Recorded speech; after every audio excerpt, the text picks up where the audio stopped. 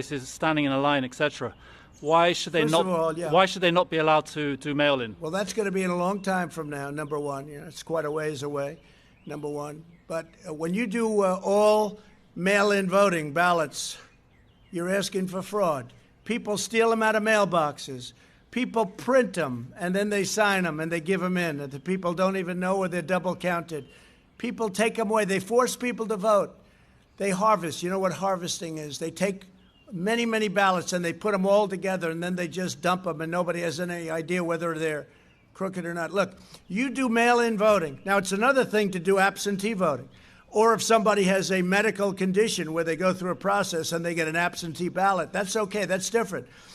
But in California, the governor sent, I hear, or is sending, millions of ballots all over the state. Millions to anybody. To anybody. People that aren't citizens, illegals, anybody that walks in California is going to get a ballot. We're not going to destroy this country by allowing things like that to happen. We're not destroying our country. This has more to do with fairness and honesty and really our country itself. Because when that starts happening, you don't have a fair, you have a rigged system. You have a rigged system, and that's what would happen. So mail-in ballots, and the governor of California did better than I could ever do in terms of explaining. When he sent out, or will send out, and I don't know, I think it's maybe partially already done, millions and millions of ballots to anybody in California that's walking or breathing, many of those people don't have the right to vote.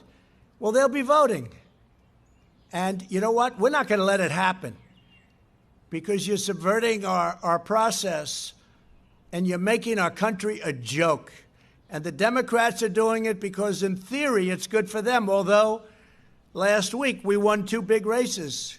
We won in Wisconsin and one in California. California 25. We won a tremendous race in California. That was interesting because at the end of the race, they brought in the Democrat governor, same governor. He brought in voting booths, not mail-in voting booths, because they were losing. They saw that through the ballots.